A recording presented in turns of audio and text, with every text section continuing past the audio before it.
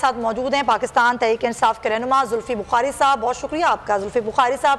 कल क्या होने वाला है? अब 7 हल्कों में तो इमरान खान साहब हैं जो कि इलेक्शंस लड़ रहे हैं, बाकी एक मुल्तान का है, फिर 3 सूबाई हैं। क्या सूरत हाल लग रही है कल की?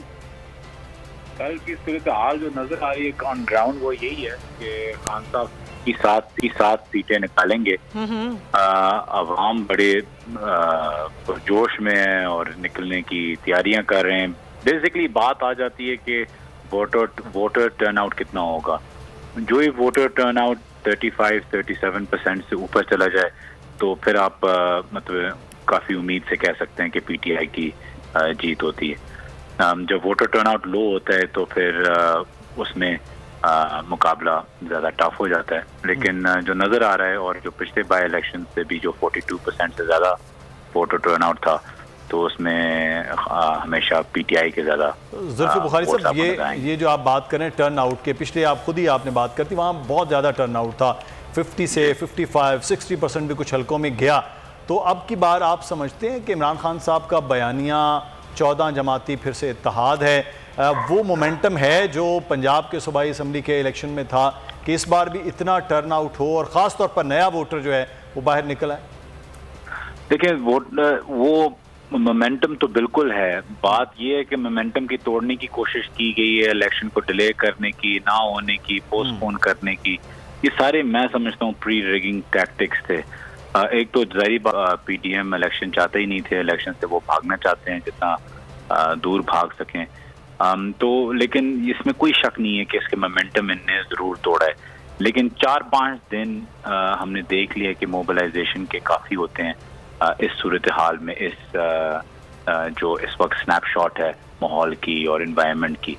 और हर रोज़ ऐसी चीज़ें हो रही हैं जो एंटी पीडीएम होती हैं, चाहे वो इकोनॉमी के हवाले से हो, चाहे अमेरिका का स्टेटमेंट हो, चाहे ऐसी चीज़ें जो उनके मौक़िफ़, उनके जो साजिश थी वो और भी वाज़े हो जाती हैं। तो हर रोज़ ऐसी एक चीज़ होती है जो हमारे और उनके को कमजोर। जुल्फी बुखारी साहब, लेकिन एक सवाल जो कि बार बार हो रहा है और ज़ाहिर अवाम भी ये सोच रहे हैं कि ये तो अलामती इलेक्शन है जो पाकिस्तान तहरीक इंसाफ लड़ रही है, ना ही असम्बली में जाना है, ना ही हल्फ उठाना है।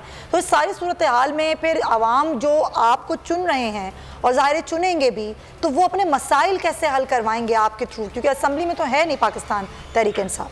देखें, ये इलेक्शन मसाइल के हैं नहीं, ये इलेक्शन है पाकिस्तान की वकार के, ये इलेक्शन है पाकिस्तान की आज़ादी के।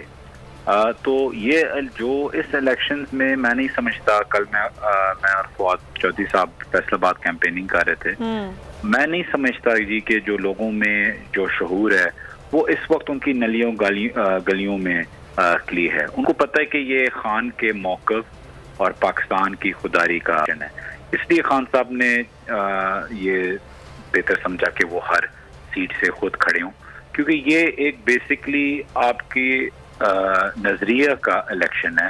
ये जैसे कि आपने बोला मसाइल और पानी, गैस, नली, ये गली और नाली और ये वो वाला इलेक्शन है नहीं। वो जनरल इलेक्शन में आते हैं जब आप अपने मसाइल आगे रखते हैं।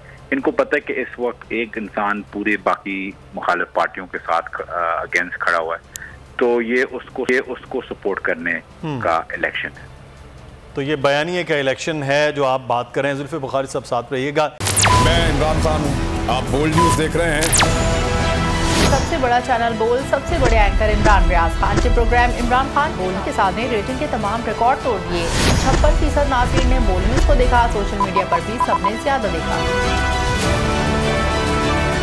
सबसे ज्यादा व्यूज, सबसे ज्यादा रील्स और सबसे ज्यादा रेटिंग के साथ बोल अब भी नंबर 1 पोजीशन पर बरकरार।